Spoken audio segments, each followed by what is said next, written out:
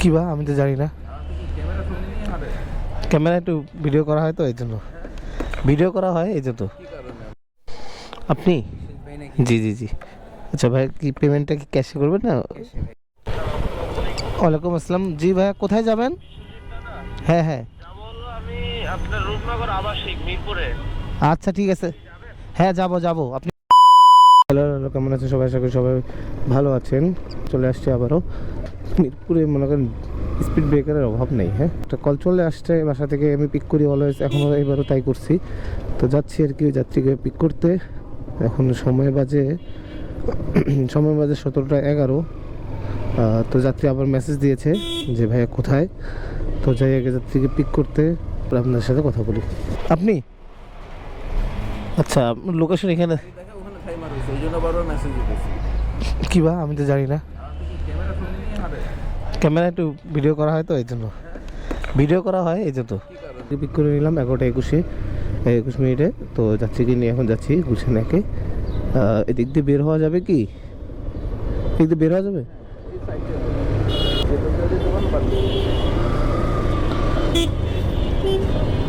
যাই হোক, যাত্রীকে 11টা 21 মিনিটে নিলাম। দেখি যাইতে কতক্ষণ লাগে।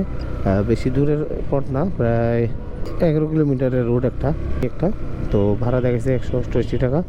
তো যাত্রীকে নিয়ে যাই, একদম তার ডেস্টিনেশনে গিয়ে নামাই দিয়ে তারপরে কথা বলি। তো যাই হোক, যাত্রীর লোকেশনে চলে আসছি। ওই যে সামনে ওয়ান ব্যাংক। যাত্রী বললো এখানে নামবে যে 11টা 53, 30 মিনিটের কাছাকাছি এরকম হলো।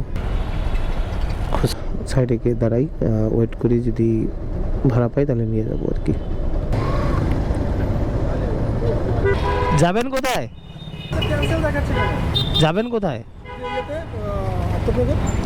আফতাবনগর।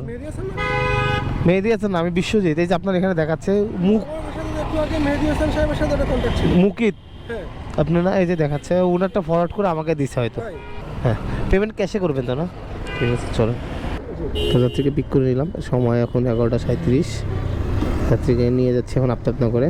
ইস্ট ওয়েস্টের যেদিক দিয়ে ইস্ট ওয়েস্ট, ওদিক দিয়ে ঢুকতে হবে। পরে সেরা সেরা যেচ্ছে। যাই হোক, হাতির ঝিলে আসছি, হাতির ঝিলে আসবো আর ভিডিও নেবো না এটা কখনোই হয় না। আমি যতবারই হাতির ঝিলে আসি ততবারই ভিডিও নেই, এবারও তাই ব্যতিক্রম কিছু করি নেই, এবারও ভিডিও নিচ্ছে হাতির ঝিলে এসে। তো আমার ডান সাইডে দেখুন, আমার ডান সাইডে যে হাতির ঝিলের বিলটা। তো যাত্রীকে নিয়ে চলে আসলাম যাত্রী ডেস্টিনেশনে।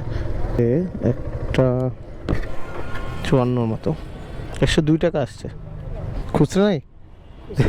তাই 10 টাকা রাখেন, আপনি রাখেন। 5 টাকা থাকলে আপনাকে দেন। 5 টাকা আছে না নাই? তো দেখি এখন নেক্সট ট্রিপের জন্য একটু ওয়েট করবো এখানে। হ্যাঁ ভাই, আমি আসতেছি, একটু ওয়েট করেন। এই 1 মিনিট, আপনি নামেন, সমস্যা নাই, বাসা থেকে নামেন। কাটাবন না ভাইয়া? আচ্ছা ঠিক আছে, চলুন, সমস্যা নেই। থেকে পিক করে নিলাম, এখন বাজে 2টা 11। আফতাবনগর থেকে নিয়ে যাচ্ছি, মানে আফতাবনগর হচ্ছে ইস্ট ওয়েস্টের পাশে, এখান থেকে নিয়ে যাচ্ছি কাটাবনে, ধানমন্ডি কাটাবন। তো হাতির ঝিল দিয়ে যাব, হাতির ঝিল মগবাজার হয়ে চলে যাবো। এই যে এখানে নামবে যাত্রী। তো কাটাবনে চলে আসলাম যাত্রীকে নিয়ে, ট্রিপ আর একটার জন্য ওয়েট করবো। আসছি, আর একটা কল পেয়ে গেছি, মানে এটা ছিল কাটাবন এই জায়গায় আসছি, কল পেয়ে গেছি। তো এখান থেকে একজন ভাইকে নিয়ে যাব, ভাই ইনড্রাইভে কল দিয়েছে, আবার ইনড্রাইভে আর কি একজন যাত্রী। ভাই আমি আসতেছি। আচ্ছা আচ্ছা, লোকেশনে থাকেন, আমি আসতেছি, ওয়েট করেন। আপনি কল করছিলেন? হ্যাঁ, ইনড্রাইভে। আচ্ছা, কল্যাণপুর যাবেন? কোথায় যাবেন? Kalyanpur bus stand. ল্যাপটপ কি ঠিক করলেন নাকি? হ্যাঁ ভাই, থেকে পিক করে নিছি, স্টার্ট দ্য রাইড স্টার্টও দিয়ে দিলাম, স্ট্যান্ডে নামাই দিব। নামবেন নাকি?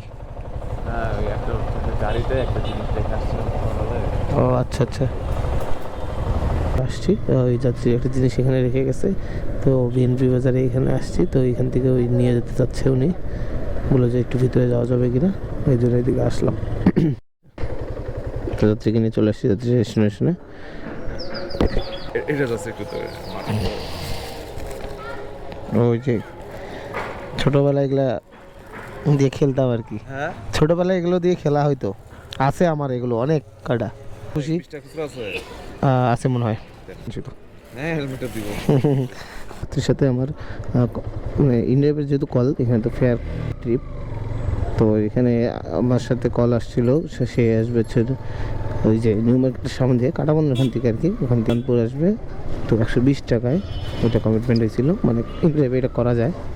ঘুরে ঘুরে আসলো, বিএনপি বাজার গেল, ওই দিক দিয়ে আসার সময় একটু বিএনপি বাজার গেল, গিয়ে ওনার কিছু জিনিস নিল, সেই জন্য আর কি নামায় দেওয়ার পরে আমরা ওখান থেকে আবার এখানে মানে কল্যাণপুরের ভিতরে নিয়ে আসলাম 60 ফিট হয়ে।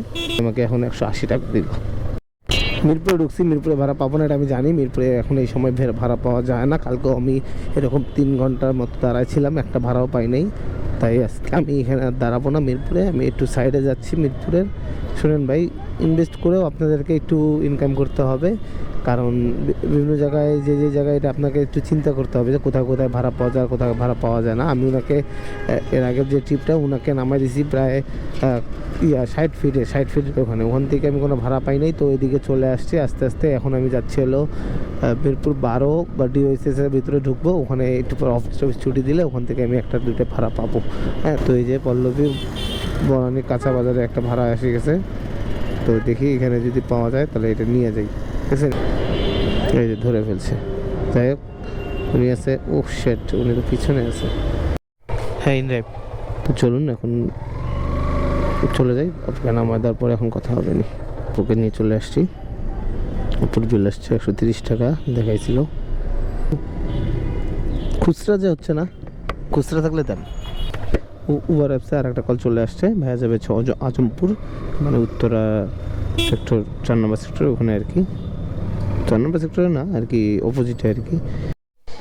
আপনি? জি জি জি। আচ্ছা ভাই, কি পেমেন্টটা কি ক্যাশে করবেন না?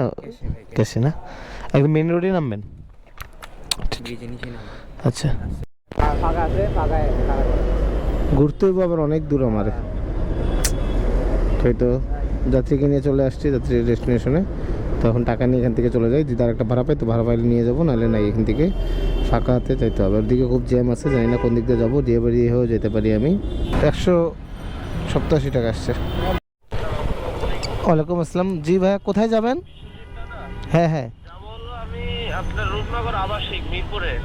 আচ্ছা ঠিক আছে, হ্যাঁ যাবো। আপনি লোকেশনে থাকেন, আমি আসি। আপনি? হ্যাঁ হ্যাঁ হ্যাঁ, ব্লক করা হয়। কত নম্বর রোডে? কত নম্বর রোডে? আপনার বাসা এদিকে নাকি? হ্যাঁ, আমার বাসা মিরপুরে। আমি মিরপুর 6-এ থাকি। যাত্রীকে নিয়ে যাচ্ছি রূপনগর আবাসিক এলাকার রোড নম্বর 23। তো চলুন একবারে ওখানে গিয়ে কথা বলি। রাত্রেবেলা কিছু দেখাইতে পারবো না, সেজন্য আর কি আপনাদেরকে আর দেখাতে এখানে চাচ্ছি না। একবারে ভাইকে নামায় দেওয়ার পরে ভাড়া কত 170 টাকা তো বলছি, এমনিতে কত আসলো সেটা আপনাদেরকে আবারও বলে দিব। তো টোটাল কত ইনকাম হলো সব একবারে লাস্টের দিকে বলে দিচ্ছি। চলুন এখন তো চলে আসছি যাত্রীকে নিয়ে, যাত্রীর ডেস্টিনেশনে। দেখি কত আসলো। আপনার ইয়ে আছে, সার আছে না, আরও 10 পাবেন তো।